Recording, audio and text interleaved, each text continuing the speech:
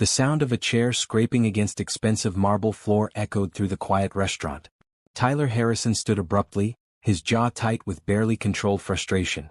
The woman sitting across from him, Rochelle Bennett, looked up in surprise, her dark eyes wide with confusion. "This was a mistake," Tyler said, his voice cold and clipped. He reached for his wallet, pulling out several $100 bills and tossing them on the table without looking at the amount. "That should cover dinner and your cab ride home." Rochelle's beautiful face registered shock, then hurt. She wore a simple green dress that brought out the warmth in her skin, her natural curls framing her face softly. "I don't understand. What did I do wrong?" "You didn't do anything wrong," Tyler said, not meeting her eyes. "I just realized this isn't going to work. I shouldn't have let my assistant set this up. I'm not interested in dating anyone, and I certainly don't have time for—" He gestured vaguely, unable to finish the sentence. The truth was Rochelle had done nothing wrong at all. She was kind, intelligent, and genuinely interested in getting to know him as a person rather than as Tyler Harrison, billionaire CEO of Harrison Enterprises. That was exactly the problem. Tyler didn't want to be known. He didn't want to open up. He didn't want to risk feeling anything for anyone ever again. 3 years had passed since his wife Rebecca died in a car accident, leaving him alone with their then 2-year-old daughter Sophie. 3 years of building walls so high that no one could climb them. 3 years of telling himself that Sophie was all he needed, that loving someone else would be a betrayal of Rebecca's memory. His assistant Maria had practically begged him to try this blind date. She'd met Rochelle at a charity event and thought they'd be perfect together. Tyler had agreed only to get Maria to stop pestering him. Now he regretted that decision. "Tyler, wait," Rochelle said softly, standing up. She didn't reach for the money on the table. "If you're not ready to date, that's completely understandable. But you don't have to be rude about it. I'm a person with feelings, not just some obligation you need to fulfill." Her words stung because they were true. Tyler opened his mouth to respond when a small voice called out from across the restaurant. "Daddy?" Tyler's heart stopped. He turned to see Sophie running toward him, her blonde pigtails bouncing. Behind her, his nanny Mrs. Chen looked apologetic and stressed. "Sophie? What are you doing here?" Tyler asked, bending down as his daughter crashed into his arms. "You're supposed to be at home with Mrs. Chen." "She was crying," Mrs. Chen explained, hurrying over. "She said she had a nightmare and needed you. I tried calling but your phone was on silent." "I'm so sorry, Mr. Harrison. I didn't know what else to do." Tyler's anger melted away as he held his daughter. Sophie's little arms wrapped around his neck tightly. "It's okay, sweetheart. Daddy's here." Sophie pulled back and looked at him with tear-stained cheeks. Then her eyes landed on Rochelle, who was standing nearby with a gentle expression. "Who's that pretty lady, Daddy?" "I'm Rochelle," Rochelle said, kneeling down to Sophie's level without being asked. Her smile was warm and genuine. "You must be Sophie. Your daddy told me all about you. He says you're the smartest, bravest 5-year-old in the whole world." Sophie's tears stopped as she studied Rochelle carefully. "He did." "He absolutely did," Rochelle confirmed, though Tyler couldn't remember saying anything like that during their brief, awkward dinner. "And he's absolutely right. Any girl who can be so brave after a scary nightmare is definitely the bravest." Sophie looked between Rochelle and Tyler. "Are you Daddy's friend?" Tyler started to say no, but Rochelle spoke first. "I'd like to be if that's okay with you." "Daddy doesn't have many friends," Sophie said matter-of-factly. "He's always working. Mrs. Chen says he works too much and needs to have fun sometimes." Tyler felt his face heat up. "Sophie." "But I think you seem nice," Sophie continued, completely ignoring her father. "Daddy, why were you leaving? Don't you think she's nice?" Tyler looked at Rochelle, who was watching the exchange with amusement and something else in her eyes. Understanding, maybe. Or compassion. "Sophie, it's complicated," Tyler began. "But Daddy, she's nice," Sophie insisted, her bottom lip trembling. "Please don't leave yet. I'm still scared from my nightmare. Can the nice lady stay with us for a little bit? Please?" Tyler found himself trapped between his daughter's pleading eyes and Rochelle's patient expression. Every instinct told him to make an excuse to get Sophie home, to end this uncomfortable situation. But Sophie rarely asked him for anything. She was such a good kid, so understanding about his long work hours and frequent business trips. How could he say no when she looked at him like that? Have you ever walked away from something that could change your life? What would you have done in Tyler's shoes? Drop a comment below and let me know your thoughts. And if you're enjoying this story so far, please subscribe so you don't miss what happens next. "Okay," Tyler heard himself saying. Rochelle can stay for a little while. But just for a little while, Sophie? Sophie's face lit up with pure joy. She reached out and took Rochelle's hand without hesitation, then grabbed Tyler's hand with her other one. Can we get ice cream? I love ice cream. Rochelle looked at Tyler, giving him an out if he wanted it. Only if your daddy says it's okay. Tyler should have said no. He should have taken Sophie home, thanked Rochelle for being kind to his daughter, and ended this right now. But something in Sophie's hopeful expression stopped him. She was happy in a way he hadn't seen in weeks. Maybe months. There's an ice cream shop 2 blocks from here, Tyler said quietly. We can walk. The tension in the restaurant had completely dissolved. Tyler paid the full bill, leaving a generous tip, while Mrs. Chen agreed to head home since Sophie was clearly fine now. As they walked out into the cool evening air, Sophie chattered happily between them, still holding both their hands.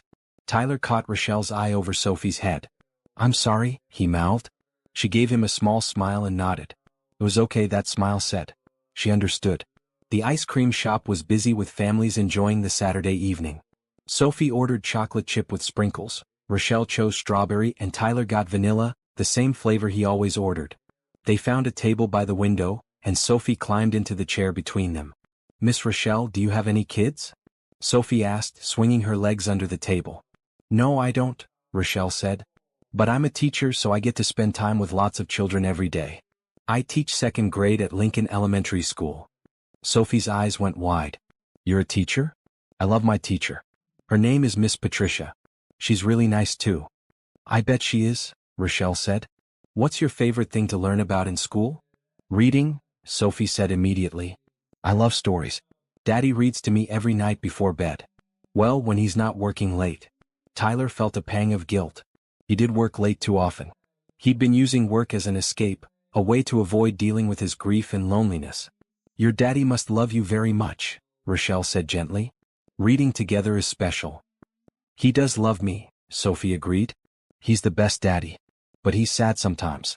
He tries to hide it, but I can tell. Tyler's throat tightened. He'd thought he'd been hiding it well. Apparently, his 5-year-old was more perceptive than he'd realized. Rochelle reached across the table and touched Tyler's hand briefly. It's okay to be sad sometimes. Sadness is just love with nowhere to go. The words hit Tyler like a physical blow. That was exactly what it felt like. All this love he'd had for Rebecca, all these feelings with nowhere to go because she was gone. My mommy is in heaven, Sophie told Rochelle seriously. She died when I was really little. I don't remember her much, but Daddy shows me pictures and tells me stories about her. She sounds like she was a wonderful person, Rochelle said softly. She was, Tyler managed to say. She was the best. Rochelle nodded, not pushing, not trying to fix anything. Just accepting. They ate their ice cream in comfortable silence for a few minutes. Sophie got chocolate on her nose and Rochelle laughed, helping her wipe it off. Tyler watched them interact and felt something shift in his chest. Something that felt dangerously close to hope. After ice cream, they walked slowly back toward where Tyler's car was parked. Sophie held Rochelle's hand the entire way, telling her about school and her friends and her favorite toys. Rochelle listened attentively, asking questions and seeming genuinely interested in everything Sophie had to say. When they reached Tyler's black luxury sedan, Sophie turned to Rochelle with a serious expression. Can you come to our house sometime? We have a big backyard and Daddy says we can get a puppy soon. Sophie, Miss Rochelle is probably very busy, Tyler interjected. I'd love to visit sometime, Rochelle said, meeting Tyler's eyes. If your daddy says it's okay. Tyler knew what he should say. He should politely decline, thank her again and drive away. But Sophie's hand was still in Rochelle's, and his daughter looked happier than she had in months. Why don't you give me your number? Tyler said, surprising himself. We can arrange something. They exchanged phone numbers while Sophie bounced excitedly. Tyler helped his daughter into her car seat while Rochelle waited on the sidewalk. Thank you for being so kind to her, Tyler said when he came back around the car. You didn't have to do any of this. I wanted to, Rochelle said simply. Sophie is a special little girl. And Tyler, for what it's worth, I understand why you walked out. Grief doesn't follow a timeline. You take all the time you need. Tyler didn't know what to say to that. He just nodded. But, Rochelle continued, I hope you'll consider that maybe Sophie needs to see you happy sometimes too. Not just going through the motions. Before Tyler could respond, Sophie called out from the car. Miss Rochelle, will you really visit us? I really will, Rochelle promised. Your daddy has my number. Tyler drove home with Sophie chattering in the back seat about how nice Miss Rochelle was and how she wanted to see her again soon.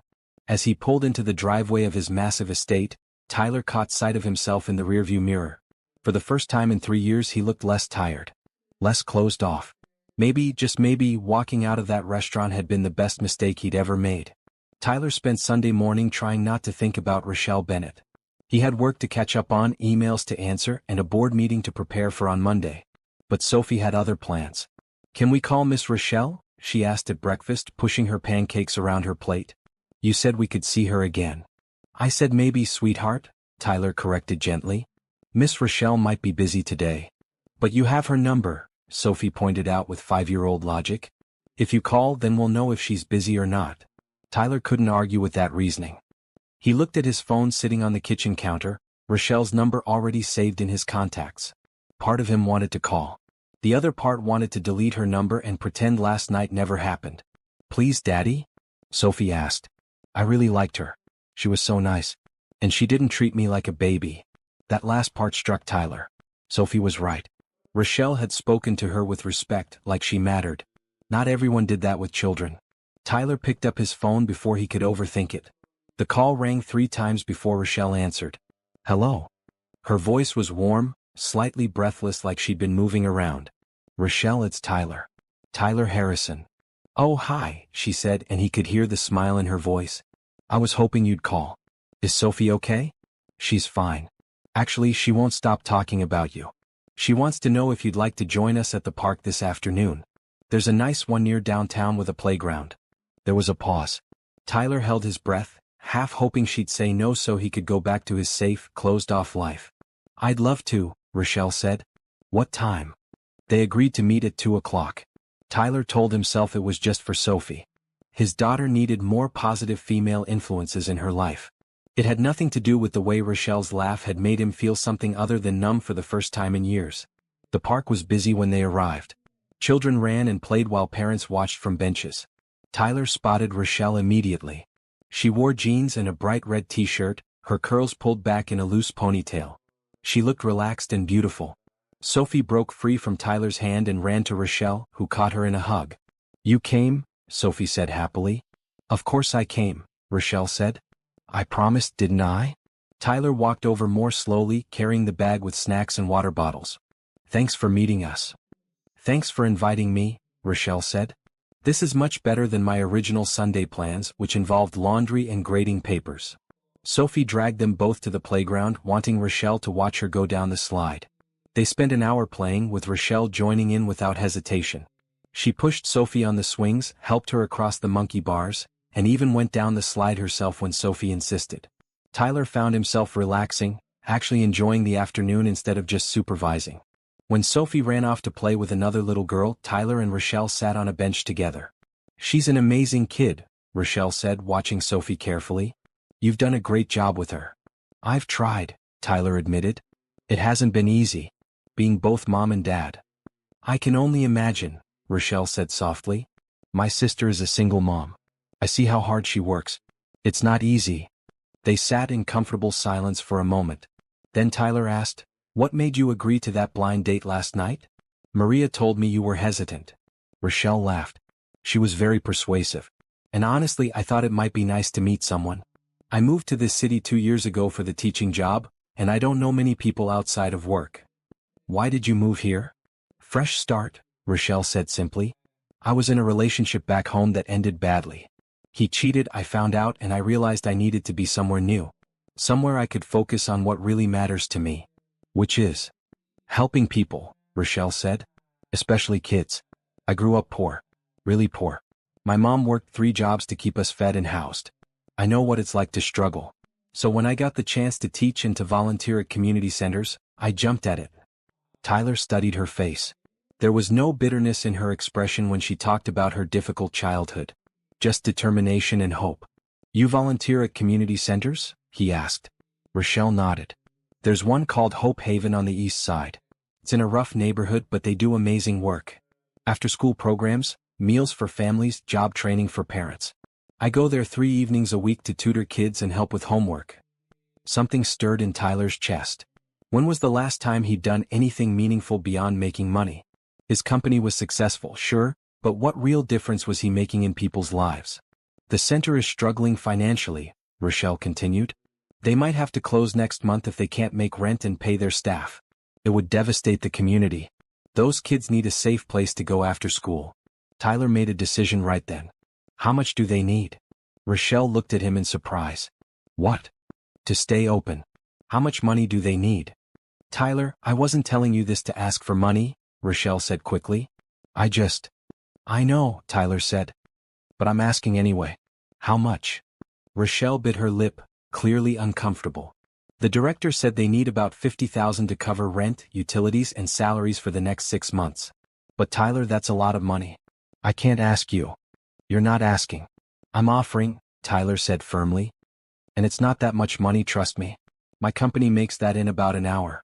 I can have the funds transferred tomorrow morning. I can't let you do that, Rochelle protested. We barely know each other. Tyler turned to face her fully. Rochelle, I have more money than I could spend in 10 lifetimes. It just sits in accounts growing bigger while I work 80-hour weeks trying to forget that I'm lonely. If I can help kids who actually need it, why wouldn't I? Rochelle's eyes filled with tears. You would really do that? Just like that?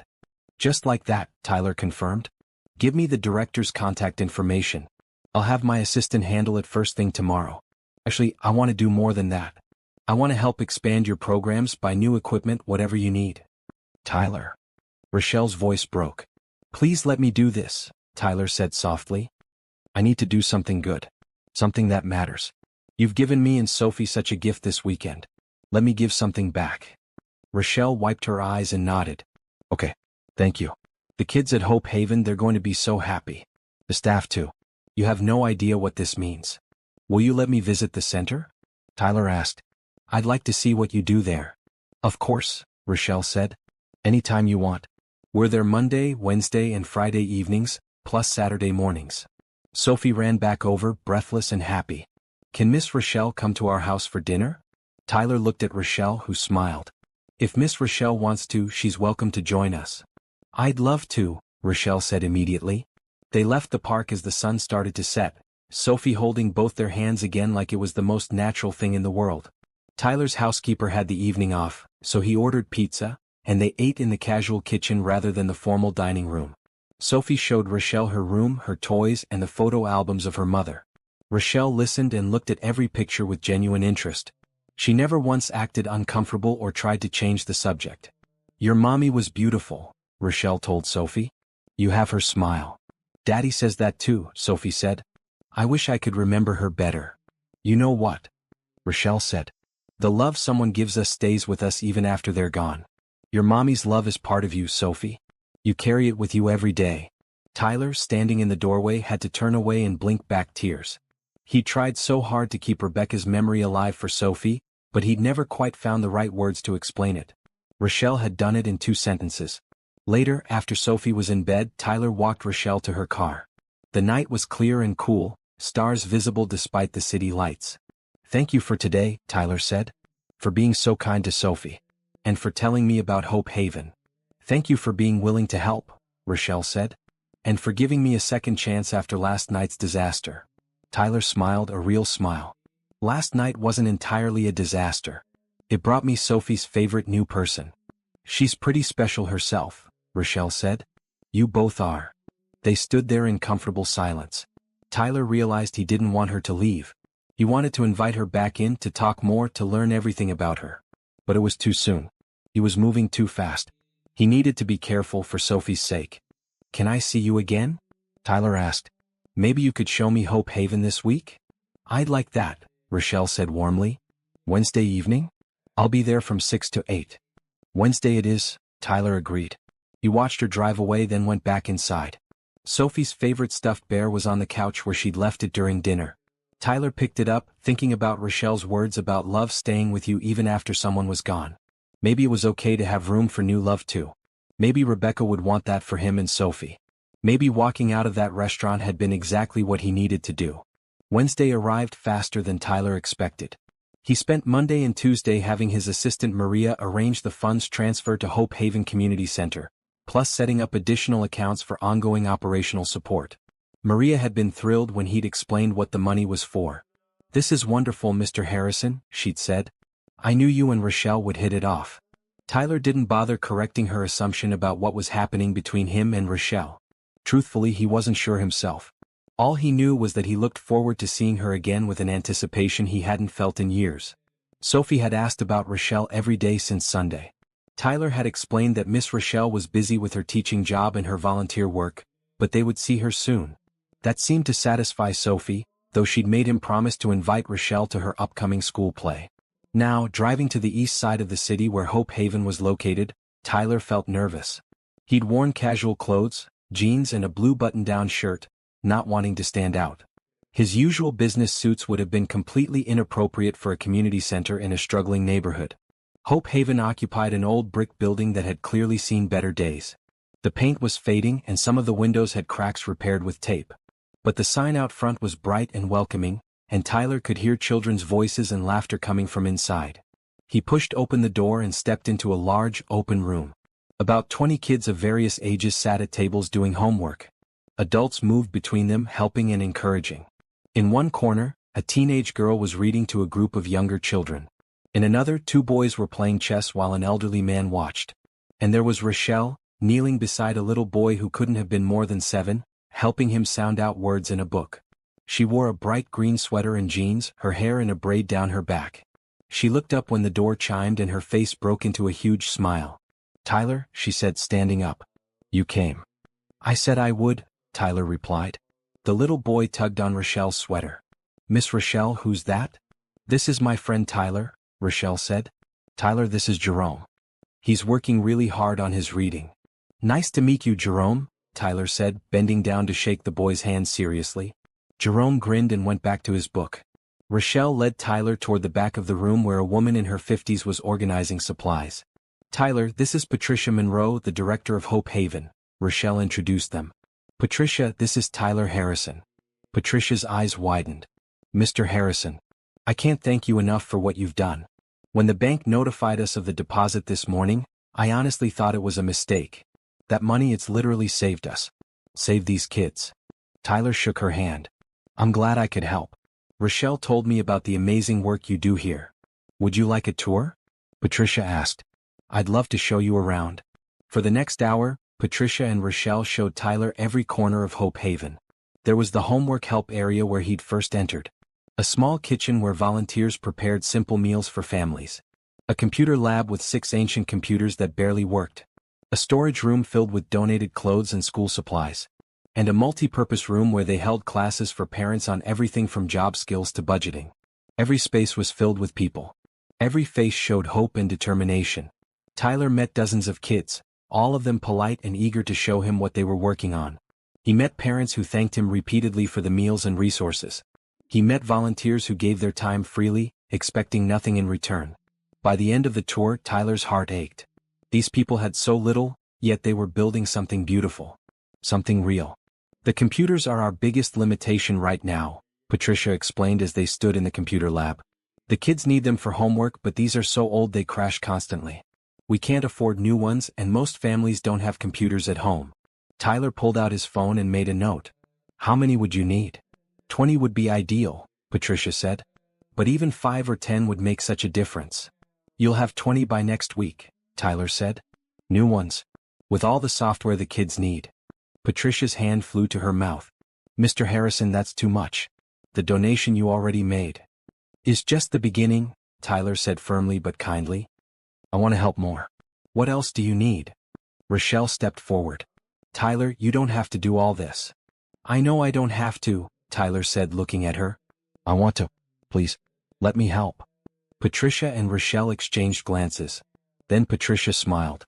"Well, if you're serious, I have a whole list of needs. Better lighting in the homework area. New books for the reading program. Art supplies. Sports equipment. A van to pick up food donations from local grocery stores. Repairs to the building. The list goes on and on." "Send me the list," Tyler said. "All of it. My assistant Maria will coordinate everything." "But the cost," Patricia began. "Doesn't matter," Tyler interrupted. "What matters is giving these kids the resources they need to succeed." "Right." Patricia nodded, tears streaming down her face. "Right. Oh, Mr. Harrison, you have no idea what this means. These kids, they're so often told they don't matter, that they're not worth investing in. You're showing them they're valuable. That someone cares. Tyler felt his own throat tighten. They deserve to know that. Every kid does. After Patricia went back to helping students, Tyler and Rochelle sat together on a bench outside the building. The sun was setting, painting the sky in shades of orange and pink. You didn't have to do all that, Rochelle said softly. Yes, I did, Tyler said. Rochelle, I've spent 3 years just existing. Working, taking care of Sophie, going through the motions. I forgot that there's a whole world of people out there who need help. You reminded me. I didn't do anything, Rochelle protested. You did everything, Tyler said, turning to face her. You showed me kindness when I was rude to you. You were patient with my daughter when you had no reason to be. You're out here every week giving your time and energy to kids who aren't even your own students. You've opened my eyes to what really matters. Rochelle's eyes were shining. I'm just doing what feels right. So am I, Tyler said. This feels right. Helping Hope Haven, working with you, seeing the difference we can make together. It feels more right than anything has in a long time. Together? Rochelle asked quietly. If you're willing, Tyler said. I know I came on strong with all the financial offers. But I don't want to just throw money at problems. I want to be involved. I want Sophie to be involved too. I want her to grow up understanding how lucky she is and that she has a responsibility to help others. That's beautiful, Rochelle said. And yes, together sounds perfect. They sat together as the sky darkened, making plans for Hope Haven's future. Tyler suggested a fundraising gala to get other wealthy donors involved. Rochelle talked about expanding their after-school programs. They both got excited about creating a scholarship fund for kids who wanted to go to college. When Tyler finally left that evening, he felt different. Lighter. Like he'd been carrying around a weight for 3 years and had finally set it down. He drove to Sophie's school to pick her up from aftercare, and when she climbed into the car, he told her all about Hope Haven. Can I go there with you and Miss Rochelle? Sophie asked eagerly. I want to help the kids too. Absolutely, Tyler said. Miss Rochelle said you'd be welcome anytime. I like Miss Rochelle a lot, Daddy, Sophie said. Do you like her? Tyler met his daughter's eyes in the rearview mirror. Yes, sweetheart. I do. Good, Sophie said with satisfaction. Because I think she likes you too. Tyler smiled all the way home. The next few weeks passed in a blur of activity. Tyler kept his promise, and Hope Haven received everything Patricia had requested and more. 20 brand new computers arrived with all the latest educational software. The building got a complete electrical upgrade and new energy-efficient lighting. The bookshelves were stocked with hundreds of new books. Art supplies filled an entire storage closet. A donated van sat in the parking lot, ready to pick up food donations. But Tyler's involvement went beyond money. He started showing up at Hope Haven 3 evenings a week, just like Rochelle. At first, the kids were shy around him. A billionaire CEO wasn't exactly a familiar presence in their lives. But Tyler made an effort to connect, sitting down to help with homework, playing basketball in the small gym, listening to their stories. Sophie came with him on Saturdays. She loved the other children and threw herself into helping with her typical enthusiasm. Rochelle made sure Sophie always felt useful, whether she was reading to younger kids or helping sort donated clothes. Tyler and Rochelle fell into an easy rhythm. They'd meet at Hope Haven, work with the kids, then grab coffee afterward while Sophie played on his phone or drew pictures. Their conversations flowed naturally, covering everything from childhood memories to favorite books to dreams for the future. One evening, after a particularly busy night at the center, Tyler and Rochelle sat in his car in the parking lot. Sophie had fallen asleep in the back seat, exhausted from running around with the other children. Can I ask you something? Rochelle said quietly, watching the lights of the city in the distance. Anything, Tyler replied. What was she like? Your wife. Tyler's first instinct was to change the subject. He'd spent 3 years avoiding this question whenever anyone asked. But something about Rochelle's gentle tone made him want to answer. Rebecca was sunshine, Tyler said slowly. That's the best way I can describe her. She lit up every room she entered. She was funny and smart and she loved people. Everyone loved her back. She sounds wonderful, Rochelle said. She was, Tyler confirmed. We met in college. I was the serious business student, always studying and planning my future. She was an art major who believed in living in the moment. I don't know what she saw in me, but somehow she decided I was worth her time. I can see what she saw, Rochelle said softly. Tyler glanced at her in surprise, but she was still looking out the window, giving him space to continue. We got married right after graduation, Tyler went on. Started the company together. She handled the creative side while I focused on operations and finance. We made a good team. Then Sophie came along and Rebecca was so happy. Being a mother was everything to her. Tyler's voice caught. Rochelle reached over and took his hand, just holding it. The accident was so sudden, Tyler said. She was driving home from an art gallery showing. A drunk driver ran a red light. The police said she died instantly. She didn't suffer. I'm so sorry, Rochelle whispered. I was angry for so long, Tyler admitted. At the drunk driver, at the universe, at Rebecca for leaving us. I threw myself into work because it was the only thing that made sense. Numbers and contracts and board meetings. Things I could control. And you shut everyone else out, Rochelle said, not judging, just understanding. Yeah, Tyler said. I told myself it was for Sophie, that I needed to focus on being her father. But really I was just scared. Scared of losing someone again. Scared of feeling that much pain ever again. They sat in silence for a long moment. Then Rochelle spoke. I was with my ex for 4 years, she said. His name was Daniel. We met at a community event when I was still in college. He was charming and funny and he said all the right things about wanting to make the world better. Tyler squeezed her hand, encouraging her to continue. It took me 3 years to realize he was cheating, Rochelle said. Looking back, the signs were obvious. Late nights. Unexplained absences. A password on his phone that he'd never had before. But I trusted him. I believed him when he said he was working late or out with friends. How did you find out? Tyler asked gently. I came home early from a school event one day, Rochelle said. Found him in our apartment with another woman. He didn't even look guilty. Just annoyed that I'd caught him.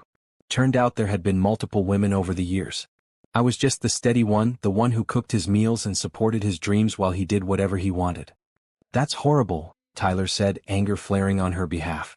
The worst part was how stupid I felt, Rochelle continued. All my friends and family had suspected. They tried to warn me in subtle ways. But I'd defended him. I'd made excuses. I'd chosen to believe his lies because believing the truth was too painful. You weren't stupid, Tyler said firmly. You were trusting. That's different. Rochelle smiled sadly. I moved here to get away from the embarrassment and the memories. Started over with my teaching job and my volunteer work. I told myself I'd focus on helping others and forget about romantic relationships. They were too messy, too painful. But you agreed to that blind date with me, Tyler pointed out. I did, Rochelle said. Because despite what Daniel did to me, I still believe in kindness and hope. I still believe that most people are good. And I still believe that love is worth the risk. Tyler thought about that. Rochelle had been hurt badly, yet she hadn't closed herself off the way he had. She'd kept her heart open. You're braver than I am, Tyler said. I don't know about that, Rochelle replied.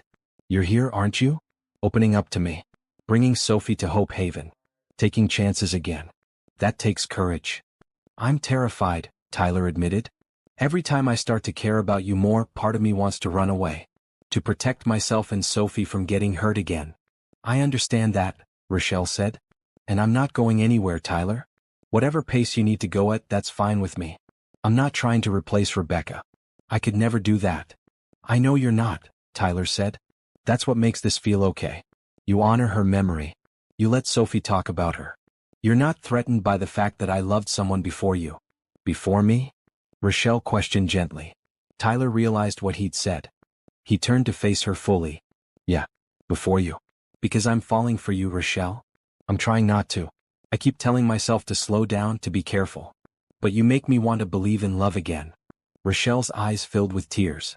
I'm falling for you too. And I'm scared too. But I think we can be scared together. We can take it slow together. We can help each other heal. Tyler leaned over and kissed her forehead gently. Thank you for being patient with me. Thank you for letting me in, Rochelle replied. In the back seat, Sophie stirred.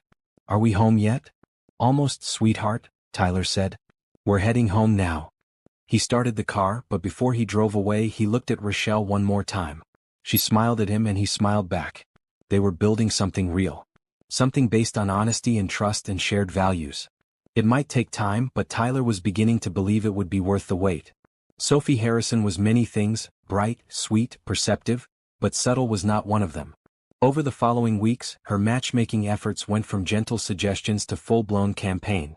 It started innocently enough. "Daddy, Miss Rochelle should come to my school play next Friday. She'd really like it." Tyler, working at his home office desk, looked up from his laptop. "That's in the evening, Sophie. Miss Rochelle might be at Hope Haven." "We could ask her," Sophie said with the confidence of a child who hadn't yet learned to fear rejection. "She might say yes." Tyler smiled at his daughter. "Okay, we can ask." Of course, Rochelle said yes immediately when Tyler called. She even offered to help Sophie practice her lines. That led to Rochelle coming over for dinner twice that week, which led to her staying to help with Sophie's bedtime routine. Tyler watched from the hallway as Rochelle read Sophie a bedtime story, his daughter snuggled against her side. The sight made his heart ache in the best way.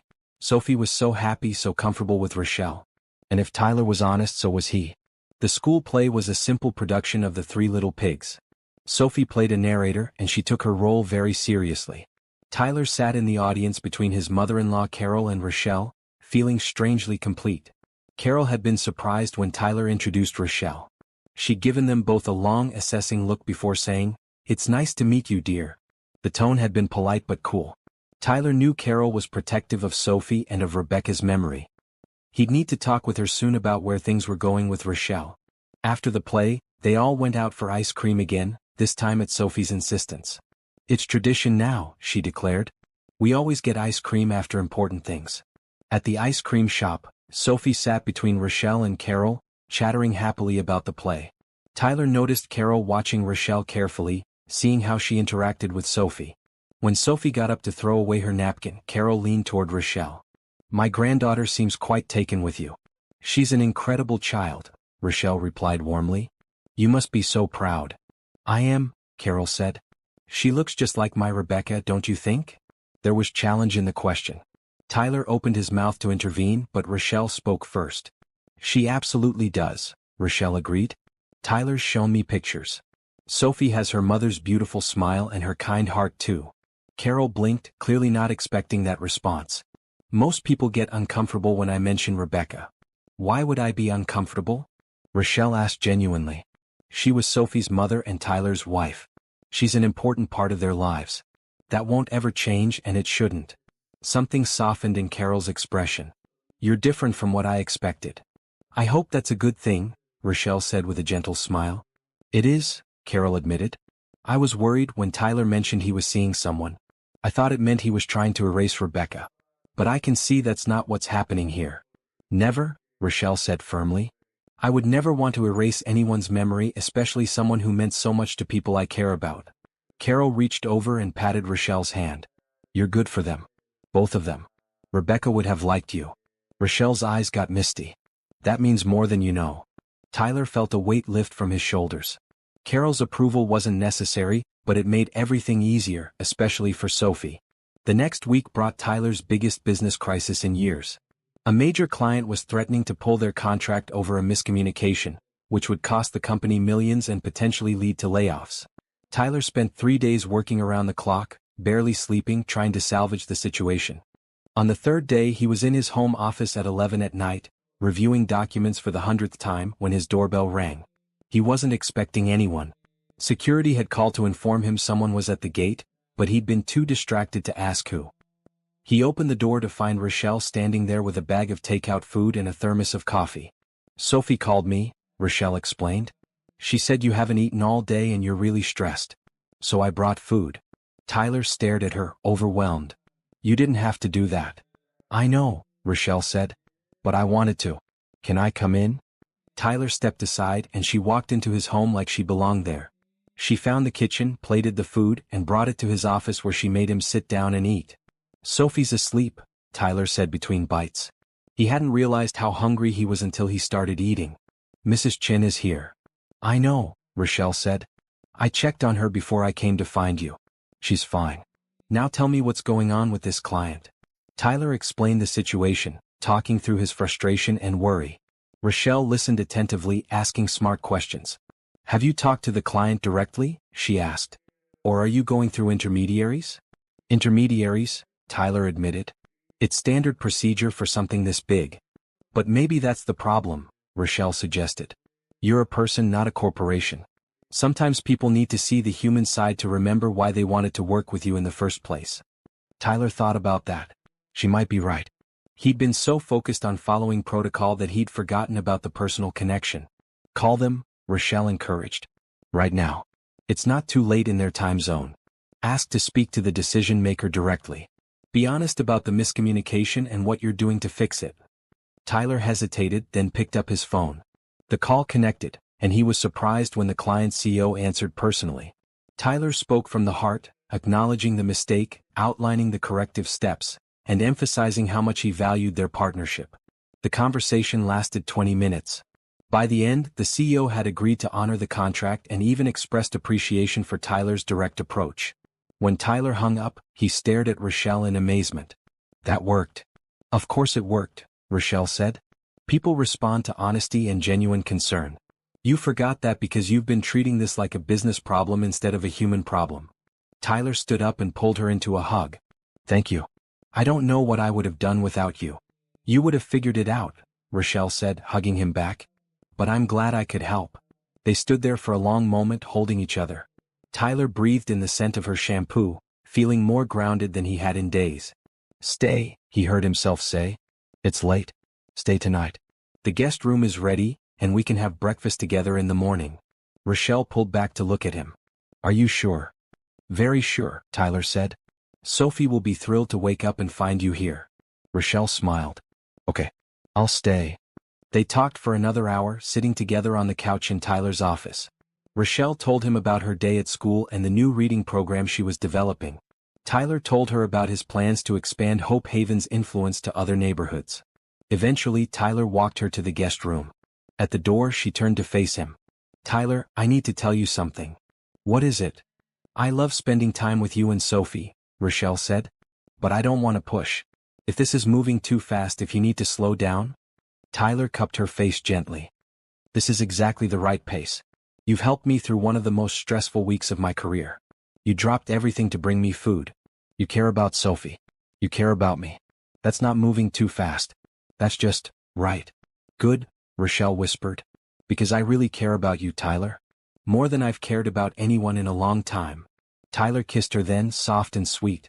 It was their first real kiss and it felt like coming home. When they pulled apart, both of them were smiling. Good night, Rochelle. Good night, Tyler. Tyler went to his own bedroom feeling lighter than air. Tomorrow, Sophie would wake up to find Rochelle making breakfast.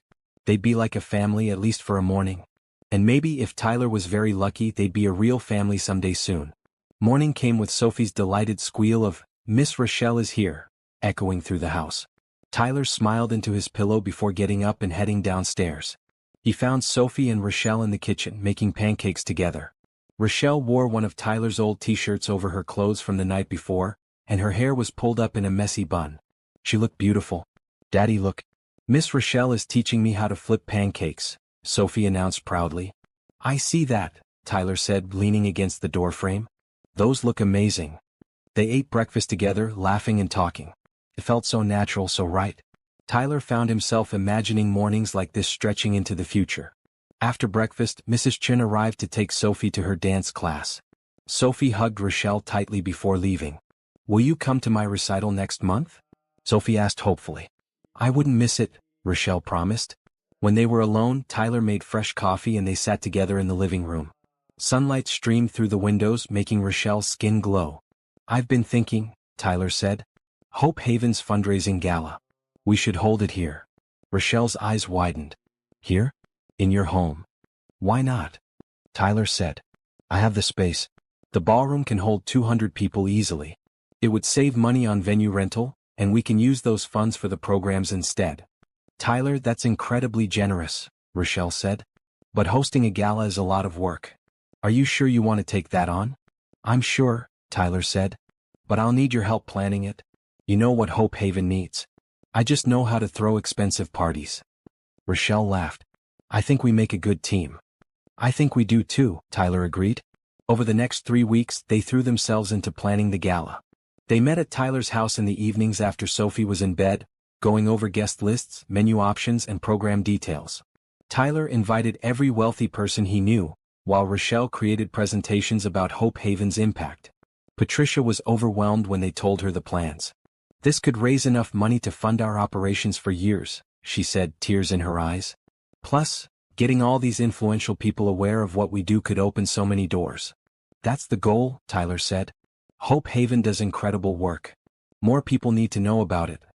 As the gala approached, Tyler found himself spending almost every evening with Rochelle. Even when they weren't working on event planning, they'd find excuses to see each other. Coffee dates, lunches, dinners with Sophie. Sophie, for her part, continued her matchmaking campaign. She started forgetting things at Rochelle's apartment so they'd have to drive over to get them. She insisted that Rochelle needed to be invited to every family activity. She even told her kindergarten class that her daddy had a girlfriend, which led to a slightly awkward parent-teacher conference where the teacher asked if everything was okay at home. Everything's wonderful at home, Tyler had assured her. Sophie's just excited that I'm dating someone. The teacher had smiled knowingly. Sophie talks about Miss Rochelle all the time. She clearly adores her. One Saturday afternoon, Sophie was playing with friends at Hope Haven when one of the older kids, a 12-year-old named Jerome, approached Tyler and Rochelle. "Are you two together?" Jerome asked bluntly. Tyler and Rochelle exchanged glances. They hadn't officially discussed labels or what to call their relationship. "We're dating," Rochelle said, taking Tyler's hand. "Is that okay with you?" Jerome grinned. "Yeah, it's cool. Miss Rochelle deserves someone nice. And you're pretty cool for a rich dude, Mr. Harrison." "Thanks, Jerome," Tyler said, laughing. "That means a lot." After Jerome ran off, Tyler squeezed Rochelle's hand.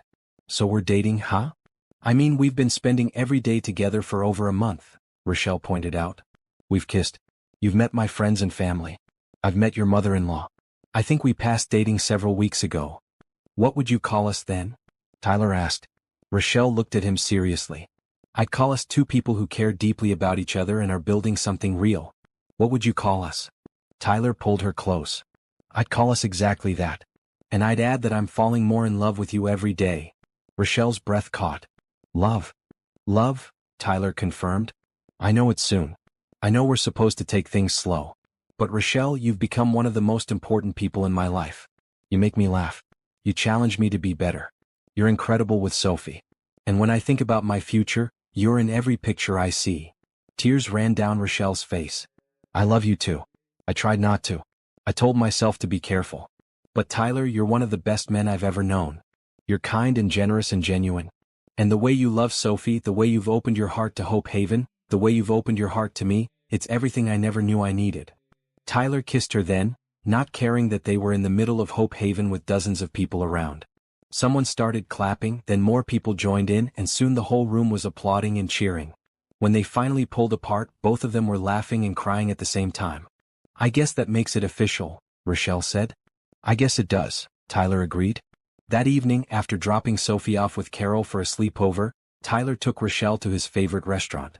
Not the expensive place where they'd had their first date, but a small, cozy Italian restaurant he'd been going to for years. Over dinner they talked about their future. "I want you to move in with us," Tyler said. "I know that's a big step, but Rochelle, you're already at our house most days anyway. Sophie loves you. I love you. It just makes sense." Rochelle set down her fork. "Tyler, I need to be honest about something. I'm worried about fitting into your world. I'm a teacher. I drive a 10-year-old car. I shop at thrift stores. Your friends are billionaires and CEOs and people who vacation in Europe. What if I don't belong?" "You belong wherever I am," Tyler said firmly. "And Rochelle, my world isn't the fancy parties and the expensive restaurants. My world is Sophie and Hope Haven and building something meaningful. You're already at the center of that world. But what about your business associates?" Rochelle pressed. "What will they think when you show up with a girlfriend who doesn't own designer clothes?" "They'll think I'm incredibly lucky," Tyler said. "And anyone who judges you based on your income or your clothes isn't someone whose opinion I value. Rochelle, you're brilliant and kind and beautiful. That's what matters." Rochelle smiled through her tears. "You really mean that?" "Every word," Tyler confirmed. "So will you move in with us? We have plenty of space. You can have your own room if you want. Or," he paused, suddenly nervous, "or you could share my room. If you're ready for that." "I'm ready," Rochelle said. "Yes, I'll move in with you. With you and Sophie. I can't think of anything I want more." They sealed the decision with a kiss, then spent the rest of dinner making plans. Rochelle would give notice at her apartment for the end of the month. They'd move her things gradually so it wouldn't be overwhelming for Sophie. They'd tell Sophie together, making sure she understood that this was about building a family. When Tyler dropped Rochelle off at her apartment that night, he didn't want to leave. Soon, Rochelle reminded him. Soon I'll be home with you every night. Not soon enough, Tyler said, kissing her one more time. He drove home feeling like the luckiest man alive. He'd been given a second chance at love and he wasn't going to waste it. Moving day arrived on a sunny Saturday morning. Tyler had hired movers to handle Rochelle's furniture, but she'd insisted on packing her personal items herself. Tyler and Sophie showed up at her apartment early to help. This is so exciting, Sophie said, bouncing around Rochelle's living room. Miss Rochelle is going to live with us. Forever and ever. Well, for a long time at least, Rochelle said, catching Tyler's eye with a smile. Is that okay with you, Sophie? It's perfect, Sophie declared. Now you can read me bedtime stories every night and make pancakes every morning and come to all my school stuff. I'll do my best, Rochelle promised, hugging the little girl. They spent the morning packing boxes and loading the moving truck. Rochelle didn't have much, just the essentials accumulated over 2 years in the city. Most of her belongings fit in a dozen boxes. This is everything? Tyler asked, looking at the stack. I travel light, Rochelle explained. When I left my hometown, I wanted a fresh start. I only brought things that really mattered to me. Tyler picked up one of the lighter boxes, noticing it was full of photos and personal items. What's in here? Memories, Rochelle said. Photos of my family, letters from my mom, things like that. The stuff that makes a place feel like home. Tyler felt a surge of love for this woman who valued people and memories over possessions. Let's get all of this to your new home. The afternoon was spent unpacking at Tyler's house. Rochelle had been worried about taking up too much space, but Tyler had cleared out 2 closets and several dresser drawers for her things. Sophie helped put away clothes, chattering the whole time about how they could decorate. We should paint Miss Rochelle's room pink, Sophie suggested. I like blue better, Rochelle said diplomatically. But maybe we could do both? Blue walls with pink curtains? Sophie's face lit up. Yes, that would be so pretty. They ordered pizza for dinner and ate in the living room, exhausted but happy. After Sophie went to bed, Tyler and Rochelle collapsed on the couch together. Thank you for today, Rochelle said, leaning against his shoulder. I know this is a big change for everyone. It's a good change, Tyler assured her. The house already feels more like a home with you here. They sat in comfortable silence for a while, just enjoying being together. Then Tyler's phone rang. He glanced at the screen and saw Carol's name. I should take this, he said apologetically. Hi, Carol. Tyler, dear, do you have a moment? Carol's voice sounded strained. I need to talk with you about something. Of course, Tyler said, his stomach nodding. What's going on? It's about Rebecca's birthday next week, Carol said. I know you usually bring Sophie to visit the cemetery. I was wondering if you'd like me to come this year. And she paused. I was wondering if Rochelle would be coming too. Tyler looked at Rochelle, who was watching him with concern. I hadn't really thought about it yet. Sophie and I always go, just the 2 of us. It's kind of our thing. I understand, Carol said. But Tyler, Rebecca's been gone for 3 years now. Sophie is getting older. And you have Rochelle in your life. I think it might be time to handle things a little differently. What do you mean? Tyler asked carefully. I mean that maybe it's okay for Rochelle to be part of this, Carol said gently. Maybe it's okay for Sophie to see that you can honor Rebecca's memory while also moving forward with your life. Rebecca would want that for you. Tyler felt his throat tighten. You really think so? I know so, Carol said firmly. Rebecca loved you more than anything. She'd want you to be happy. And Tyler, you've been just existing for 3 years. With Rochelle, you're finally living again. That's what Rebecca would want. After Tyler hung up, he explained the conversation to Rochelle. She listened quietly, holding his hand. What do you think? Tyler asked. Would you feel comfortable coming with us to visit Rebecca's grave? Rochelle was quiet for a moment. I think Carol is right. I think it would be good for Sophie to see that loving someone new doesn't mean forgetting someone you lost. But Tyler, this is your decision. If you need that time with just Sophie, I completely understand. Tyler thought about it. Part of him wanted to keep that tradition just for him and Sophie. But another part recognized that Rochelle was right. Sophie needed to see that it was possible to honor the past while embracing the future. I want you there, Tyler decided. I want us to go as a family. All of us together. What would you do in Tyler's situation? How do you honor the past while building a future? Drop your thoughts in the comments and make sure you're subscribed so you don't miss how this story unfolds. Rebecca's birthday fell on a Thursday. Tyler took the afternoon off work, picked Sophie up early from school, and met Rochelle at the cemetery. Carol was already there, standing by Rebecca's headstone with fresh flowers. Sophie ran ahead, kneeling by the grave. "Hi, Mommy," she said softly. "I brought you daisies. They're your favorite." Tyler knelt beside his daughter, wrapping an arm around her. Rochelle hung back, giving them space, standing next to Carol. "Your daddy brought me to meet Miss Rochelle," Sophie continued, talking to the headstone like she was having a conversation. "She's really nice, Mommy. She makes Daddy smile. She makes me smile too. Is that okay?" Tyler's vision blurred with tears. "I think about you all the time," Sophie went on. "Daddy tells me stories about you and I look at your pictures. But I also really love Miss Rochelle. Can I love both of you?" "Yes, sweetheart," Tyler whispered. "You absolutely can love both of them." Sophie turned to look at Rochelle. "Miss Rochelle, do you want to say hi to my mommy?" Rochelle stepped forward and knelt down with them. "Hi, Rebecca," she said softly. "I never got to meet you, but I feel like I know you through Tyler and Sophie. You created something beautiful in your family. Thank you for that. And thank you for making it possible for me to love them. I promise I'll take good care of them." Tyler reached for Rochelle's hand and she squeezed it tightly. Carol came over too, and they all stood together by Rebecca's grave, a strange but somehow perfect family unit. "Rebecca would be happy for you," Carol said to Tyler. "Both of you. She'd love that Sophie has another person who cares about her so much."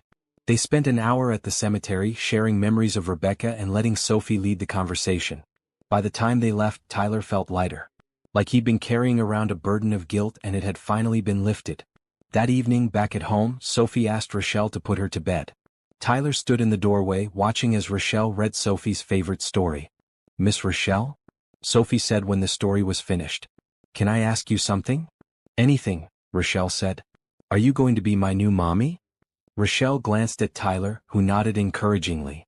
"Sophie, no one will ever replace your mommy," Rochelle said gently. "Your mommy will always be your mommy and she'll always love you. But I can be someone else who loves you. We can figure out what to call it as we go along." "Okay." "Okay," Sophie said, snuggling under her covers. "I love you, Miss Rochelle."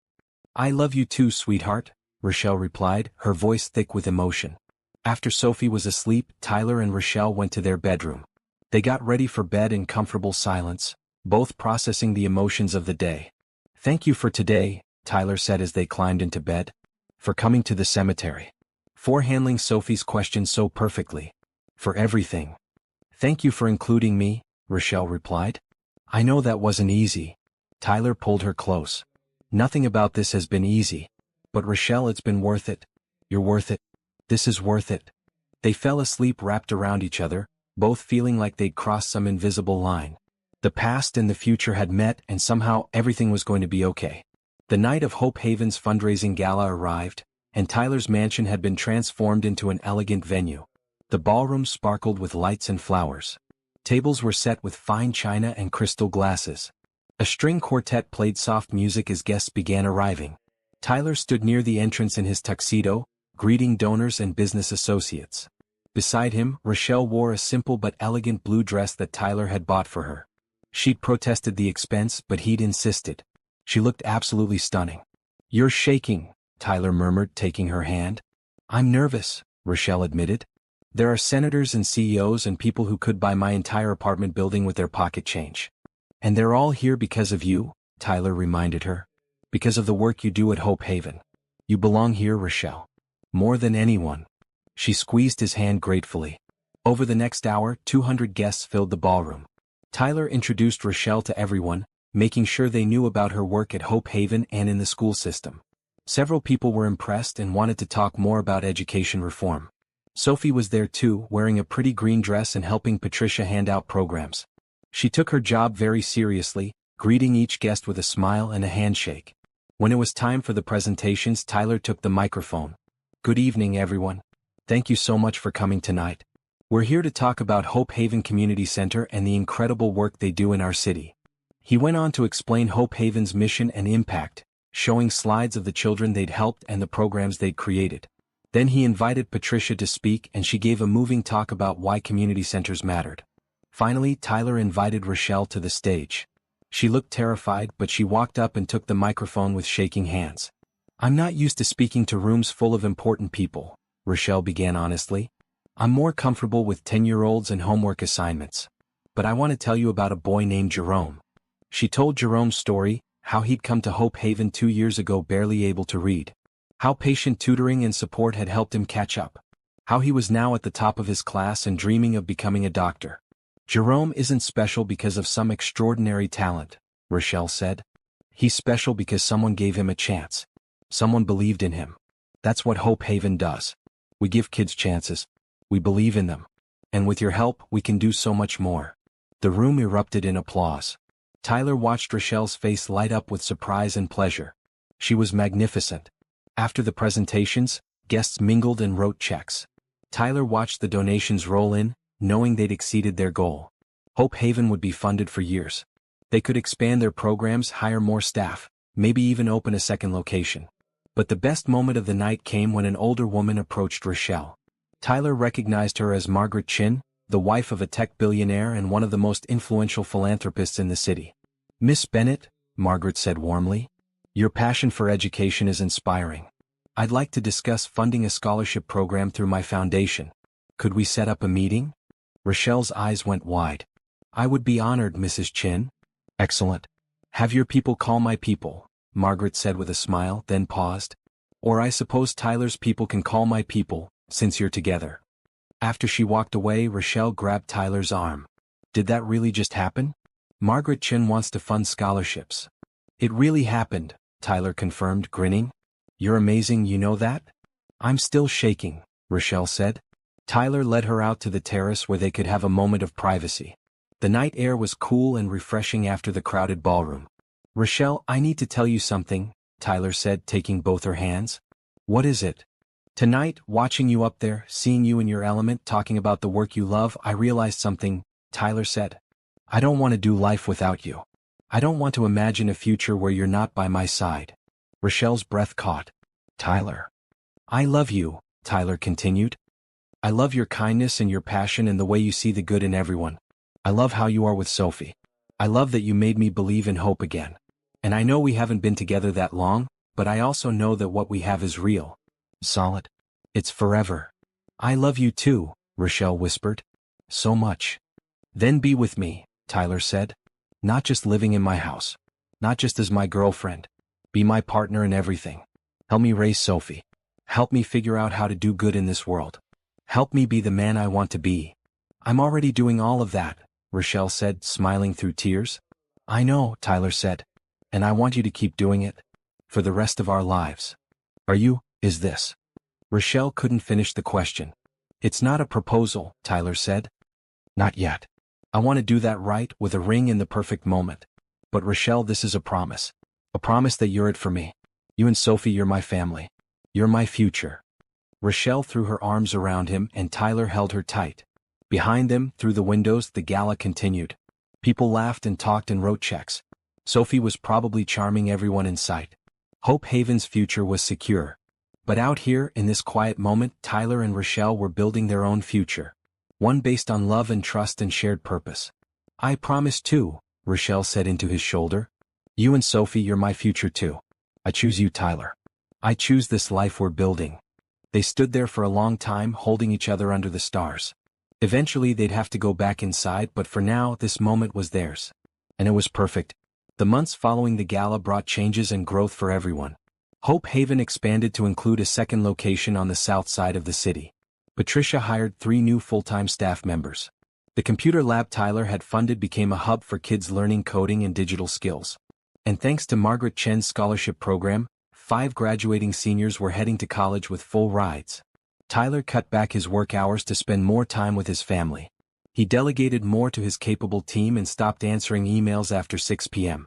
Instead, he came home to family dinners, homework help, and bedtime stories. Rochelle thrived in her dual role as teacher and Hope Haven coordinator. She'd officially taken on a leadership position at the center, working with Patricia to develop new programs. Her classroom at Lincoln Elementary became known as the place where struggling students found their confidence again. And Sophie blossomed with the stability of having 2 parents who loved her. She did well in school, made friends easily, and seemed genuinely happy for the first time since losing her mother. One Saturday morning in early spring, Tyler woke to find Rochelle already up. He found her in the kitchen, looking at her phone with a strange expression. "Everything okay?" he asked, kissing her temple. "My lease on the storage unit is up next month," Rochelle said. "The one where I kept some of my old stuff from before I moved here. I need to decide whether to renew it or go through everything." "Let's go through it," Tyler suggested. "Together. Whatever you want to keep, we'll find room here. Whatever you want to let go of, we'll donate or toss." They drove to the storage facility that afternoon while Sophie was at a birthday party. The unit was filled with boxes and furniture, remnants of Rochelle's old life. "I haven't looked at most of this stuff in 2 years," Rochelle admitted as they started going through boxes. "I wasn't ready to deal with it when I moved." They found clothes that no longer fit, kitchen items she didn't need, and books she'd already replaced. But they also found photo albums, her grandmother's quilt, and a box of letters from her mother. "My mom died 5 years ago," Rochelle said softly, holding one of the letters. "Cancer. I miss her every day." Tyler wrapped his arms around her from behind. "Tell me about her." "She was the strongest person I ever knew," Rochelle said. "She worked so hard to give me and my sister a good life. She always said that education was the key to everything. That's why I became a teacher." "She'd be so proud of you," Tyler said. "I hope so," Rochelle replied. "She never got to meet Daniel. Looking back, I'm grateful for that. She would have seen right through him." They continued sorting through the storage unit, and Tyler noticed Rochelle was keeping less than half of what was there. She was letting go of her past, making room for her future. "Rochelle, there's something I want to ask you," Tyler said as they loaded the last box into his car. "What is it?" "My company is hosting a leadership conference in 3 months, Tyler explained. "It's in San Francisco for days. Spouses and partners are invited. I'd really like you to come with me." "As your girlfriend?" Rochelle asked. "As my partner," Tyler corrected. "Rochelle, everyone at my company already knows about you. They know how much you mean to me. I want them to meet you officially." "But Tyler, a conference full of business executives," Rochelle said nervously. "I don't know anything about corporate finance or board meetings or—" "You know about leadership and working with people and creating positive change," Tyler interrupted. "That's what matters. And Rochelle, I need you there. Not to impress anyone, but because you're part of my life now. Where I go, you go." Rochelle smiled. "Okay.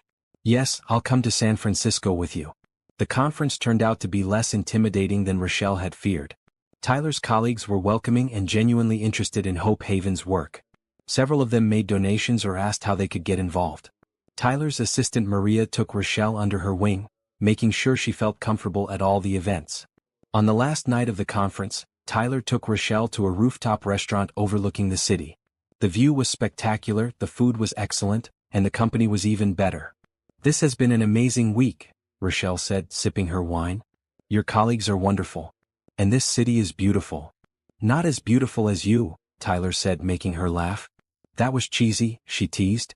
"I know," Tyler admitted. "But true. Rochelle, these past few months with you have been the happiest of my life since Rebecca died. You've given me and Sophie so much. A home, not just a house. A family, not just a living arrangement. Hope for the future. You've given me all of that too," Rochelle said softly. "I love our life together. I love waking up next to you. I love helping Sophie with her homework. I love working at Hope Haven with your support. I love everything about us." "Then let's make it official," Tyler said. He reached into his pocket and pulled out a small velvet box. Rochelle's hands flew to her mouth as he opened it, revealing a beautiful ring with a blue sapphire surrounded by small diamonds. "Rochelle Bennett, will you marry me?" Tyler asked. "Will you be my wife, Sophie's mother, and my partner in everything? Will you build a life with us, full of love and hope and purpose?" Tears streamed down Rochelle's face. "Yes. Yes, Tyler, I'll marry you." Tyler slipped the ring on her finger and pulled her into a kiss. Around them, other diners noticed and started clapping. When they finally pulled apart, both of them were crying and laughing at the same time. "Sophie's going to be so excited," Rochelle said, looking at her ring. "She helped me pick it out," Tyler admitted. "I showed her several options and she immediately pointed to this one. She said the blue reminded her of the dress you wore to the gala." Rochelle's heart melted. "I can't wait to tell her." They flew home the next day and went straight from the airport to Sophie's school to pick her up. When Sophie saw them waiting together, she ran over with her usual enthusiasm. "Did you have fun in California?" she asked. "We had the best time," Tyler said. "And we have something to tell you." He nodded to Rochelle, who held out her hand to show Sophie the ring. Miss Rochelle and I are getting married, Tyler said. We're going to be a real family. Is that okay with you?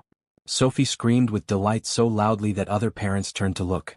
She jumped up and down, then hugged first Tyler, then Rochelle, then both of them together. This is the best day ever, Sophie declared. Can I be in the wedding? Can I wear a pretty dress? Can we get a puppy now? Tyler and Rochelle laughed. Yes, yes, and maybe, Tyler said. That evening they celebrated with dinner at their favorite Italian restaurant. Sophie insisted on telling the waitress, the hostess, and everyone at nearby tables that her daddy and Miss Rochelle were getting married. Later, after Sophie was asleep, Tyler and Rochelle sat in bed together, Rochelle admiring her ring. When should we do it? She asked. The wedding? Soon, Tyler said. I don't want a long engagement. We've already found each other. Why wait? 3 months, Rochelle suggested. That gives us time to plan, but not so much time that we're stressed about it. Perfect, Tyler agreed. Small ceremony, just family and close friends. Maybe at the house. Maybe at Hope Haven, Rochelle countered. That's where we really fell in love. Where we built something meaningful together. Tyler smiled. Hope Haven it is. Patricia will be thrilled. They spent the next hour making plans, talking about their future. Where to honeymoon? Rochelle had always wanted to see the Grand Canyon. Whether to expand Tyler's house or find a new home together, they decided to stay where they were since Sophie was settled. How to blend their families and traditions. I want to keep Rebecca's memory alive, Rochelle said seriously. For Sophie. We should still visit the cemetery on her birthday and talk about her. She was important and she always will be. Thank you for understanding that, Tyler said, pulling her close. She gave you Sophie, Rochelle said simply. How could I not honor that? As they finally fell asleep, Tyler felt completely at peace. He'd been given a second chance at happiness, and he was going to make the most of every single moment. The next 3 months flew by in a flurry of wedding planning and normal life. Rochelle insisted on a simple ceremony, refusing to let Tyler spend hundreds of thousands on one day. I'd rather we donate that money to Hope Haven or another community center, she said firmly. A wedding should be about love, not showing off. Tyler agreed, though he did insist on hiring a good photographer and caterer. These memories matter, he said. And our friends and family deserve a nice celebration. They settled on a ceremony at Hope Haven on a Saturday afternoon in early June. The weather was perfect, sunny and warm with a light breeze. Patricia and the Hope Haven staff had decorated the multi-purpose room with simple white flowers and blue ribbons. 50 guests filled the folding chairs, a mix of Tyler's business associates, Rochelle's teacher friends, Hope Haven volunteers and family. Carol sat in the front row next to Rochelle's sister and brother-in-law, looking proud. Maria, Tyler's assistant who had set them up on that first disastrous blind date, was crying happy tears. Sophie was the flower girl, wearing a beautiful green dress and taking her job very seriously. She'd practiced walking down the aisle dozens of times, wanting everything to be perfect. As the ceremony began, Tyler stood at the front of the room with his best man, his college roommate who'd flown in from Boston. When the music started, he watched Rochelle walk down the aisle on her brother-in-law's arm, and his breath caught. She wore a simple white dress with a blue sash that matched her engagement ring. Her hair was down in natural curls with small white flowers tucked in. She looked radiant, beautiful, and exactly like herself. When she reached the front, Tyler took her hands and mouthed, "I love you." "I love you too," she whispered back. The ceremony was short and sweet. They'd written their own vows, promising to love each other through good times and hard times, to be partners in raising Sophie, and to continue working together to make the world a little bit better. When the officiant said, "You may kiss the bride," Tyler pulled Rochelle close and kissed her to thunderous applause. Sophie, standing nearby with the rings, cheered loudly. "We did it," Rochelle whispered against his lips. "We really did," Tyler agreed. The reception was held in Hope Haven's largest room, which had been transformed with lights and decorations. There was dinner, dancing, and speeches. Patricia spoke about how Tyler and Rochelle had changed Hope Haven's future. Maria told the story of setting them up and how Tyler had stormed out of their first date. Everyone laughed at that. Carol gave a touching speech about how Rebecca would have loved Rochelle and approved of this marriage. But the best moment came when Sophie asked to say something. She stood on a chair so everyone could see her. "I just want to say thank you to Miss Rochelle for being so nice to my daddy," Sophie began. "He was really sad for a long time, but now he's happy again. And thank you for being nice to me too. I'm really glad you're going to be my new mom." Well, not my mom because I already have a mom in heaven. But my other mom here. Is there a word for that? We'll figure it out together, Rochelle said, smiling through tears. Okay, Sophie agreed. I love you, Daddy and Rochelle, Mom. The room erupted in laughter and applause. Tyler and Rochelle both got up to hug Sophie, the three of them forming a tight circle. Later that evening, after the guests had left and Sophie was spending the night with Carol, Tyler and Rochelle stood in Hope Haven's now empty room. Tyler's jacket was off, his tie loosened. Rochelle had kicked off her heels and was barefoot. We're married, Rochelle said, sounding amazed. We're married, Tyler confirmed, spinning the ring on his finger. How does it feel? Perfect, Rochelle said. Absolutely perfect. They swayed together to music that was no longer playing, holding each other close.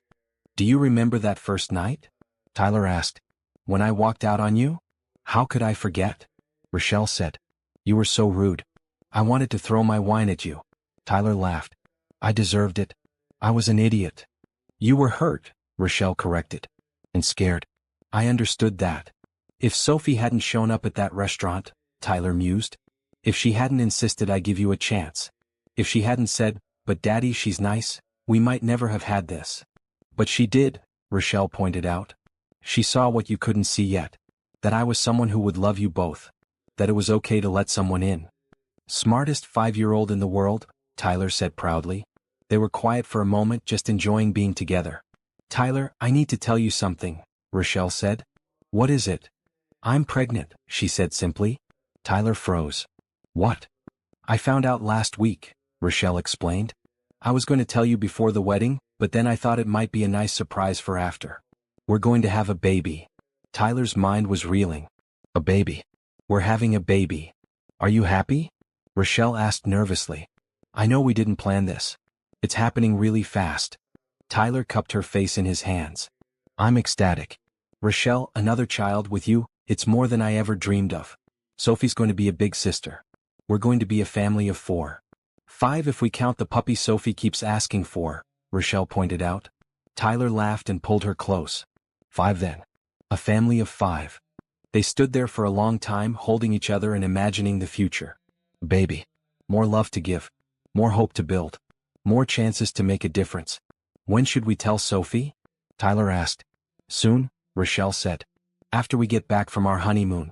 I want to have that time just for us first. They'd planned a 2-week trip to the Grand Canyon and several other national parks. Rochelle had always wanted to see the natural wonders of the country, and Tyler wanted to experience them through her eyes. This is going to be quite a year, Tyler said. A wedding, a baby, Hope Haven expanding to a 3rd location. Are you sure you can handle all of that? With you by my side? Rochelle said. I can handle anything. Tyler kissed her again, longer this time. Have I told you today how much I love you? Only about 100 times, Rochelle teased. But I'll never get tired of hearing it. Good, Tyler said. Because I'm going to spend the rest of my life making sure you know. They finally left Hope Haven, getting into Tyler's car to head home. As they drove through the city, passing the restaurant where they'd had their first disastrous date, Rochelle reached over and took Tyler's hand. Thank you for walking out on me that night, she said. Tyler glanced at her in surprise. What?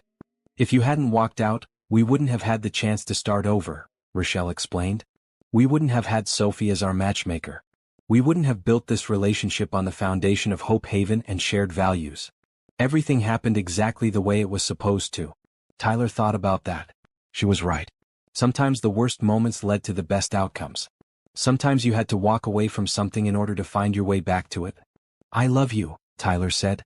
Thank you for not giving up on me. Never, Rochelle promised. We're forever now. And as they drove home to start their new life together, Tyler knew with absolute certainty that they were. This was forever. This was family. This was love in its truest form. Sophie would be thrilled about the baby. Carol would be a wonderful grandmother. Hope Haven would continue to thrive and help more children. The company would keep growing. And through it all, Tyler and Rochelle would be partners, facing every challenge and celebrating every victory together. The future was bright and full of hope.